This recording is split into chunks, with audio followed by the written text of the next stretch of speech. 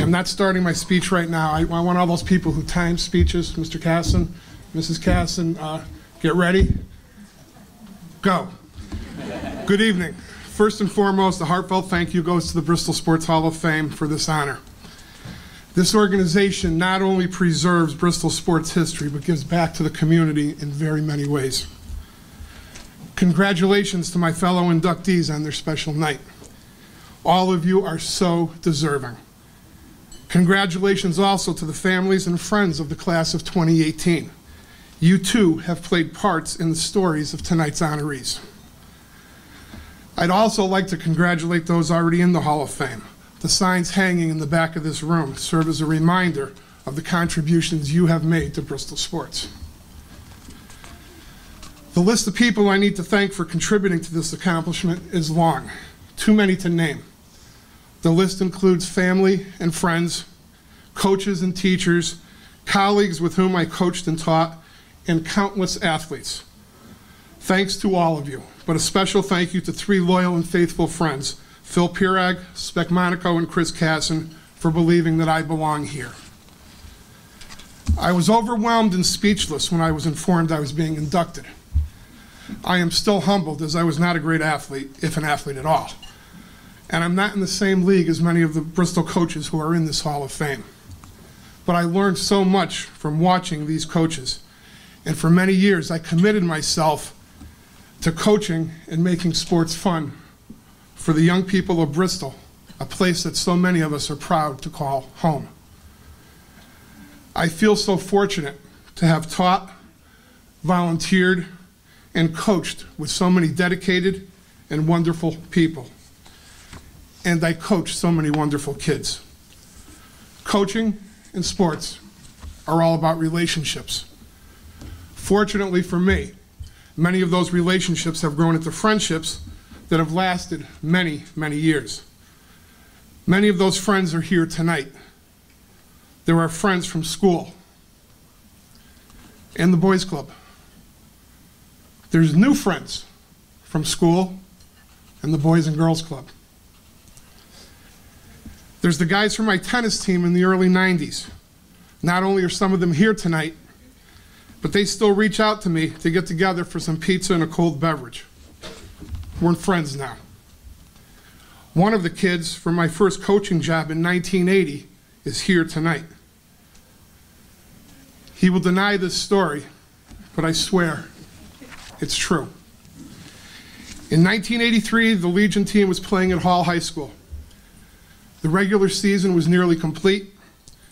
We were up 1 run in the bottom of the 6th inning in a 7-inning game. There were 2 outs, and West Hartford had the bases loaded. The batter ripped a line drive to deep right center field. Our center fielder sprinted toward the fence, jumped, and extended himself parallel to the ground. He caught the ball as he smashed face first into the fence. Without a doubt, it was the greatest catch I've ever seen. I was the first coach out there. Reinhard Walker, where is he? He left. He was on his side, and his blood-covered face was still up against the fence. "Are you okay?" I asked. He lifted his head, looked me in the eye, and said, "Am I still pretty?" That was long before the days of concussion protocols, but clearly, to think that he was pretty was a sign that Reinhard had brain damage long before he hit that fence. That catch clinched us the zone championship, and we went on to win the state title and finish 2nd in the Northeast Regionals. And Reinhard, there he is, after all these years, is a cherished friend. Thanks, Riney. That's what coaching is all about. It's about the friendships and the relationships. It's about working together for a common goal. It's about working hard in school and in your sport so you don't let anyone down. It's about giving your best effort in everything you do. It's about having a winning attitude. It's about teammates and coaches caring about each other. And that's not always easy. Caring can lead to pain when people like Stacy Perini Klingon and Keith Raffanello leave us. way too soon. And there's others. Each one hurts in its own way, but the caring, the love, like life, it goes on. One of the most caring people I've known in a long time, probably forever, is former Legion manager Doc Gilhooly. Doc was a gentleman. He cared about everyone, friend or foe. Many of you probably don't know this about Doc, but he was extremely superstitious.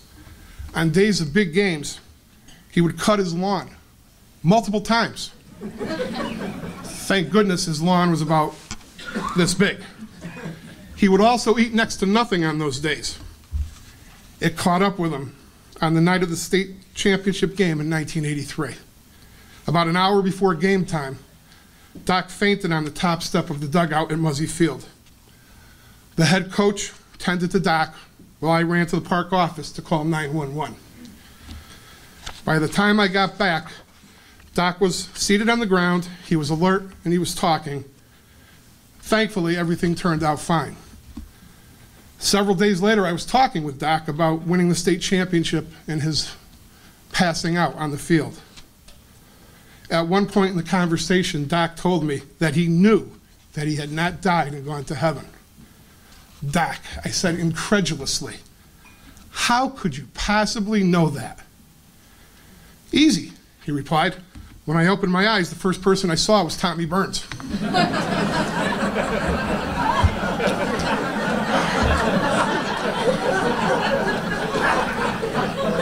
I know a lot of you know Tommy Burns. You know that, huh?